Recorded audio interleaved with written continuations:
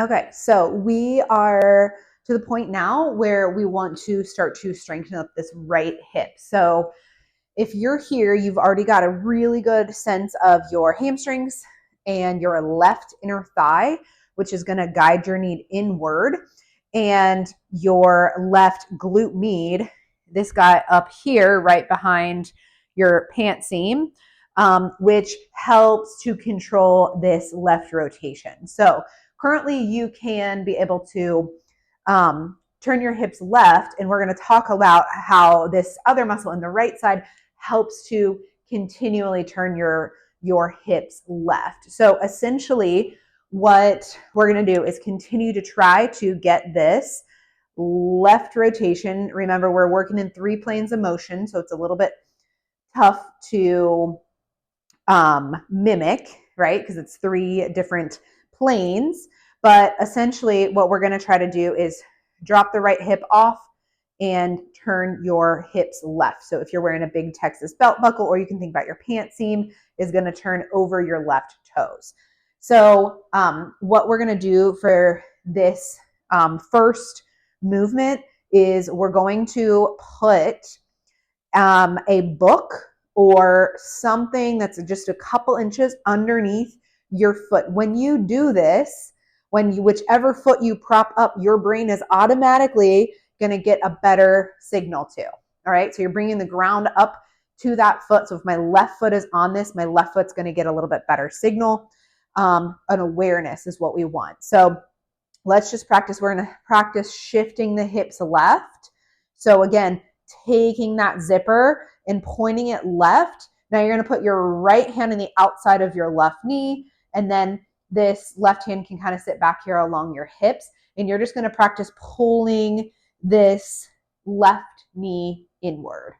All right, so we're going to try to put almost 99% weight through this left side, and you can start to come up on your right foot. You don't have to lift it off, but just think about transferring all the weight there. All right, so we get a good sense. You should be able to pull your knee in and off this right hand, and you'll feel your inner thigh, and really sit into that hip.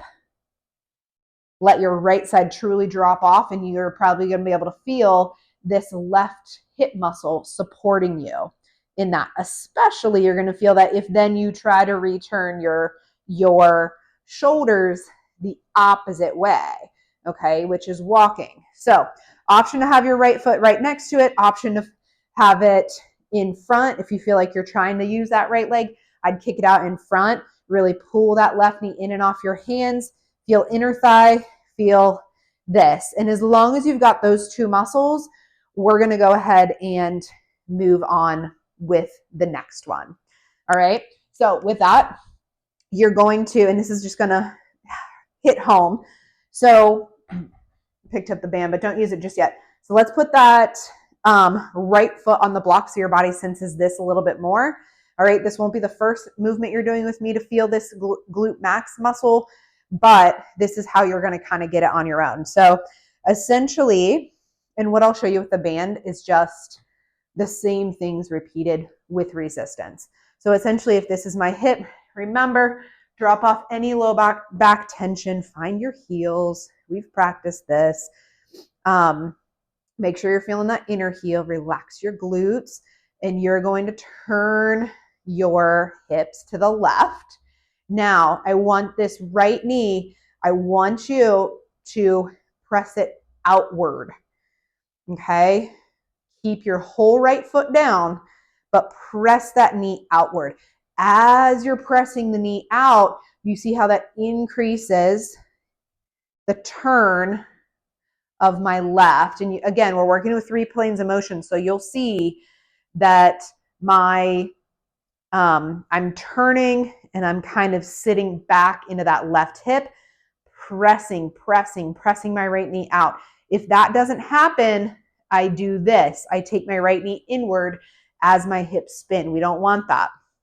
So this is good to use a mirror so you can kind of keep both kneecaps facing. So remember, we just practiced pulling this left knee inward so it didn't get pulled outward.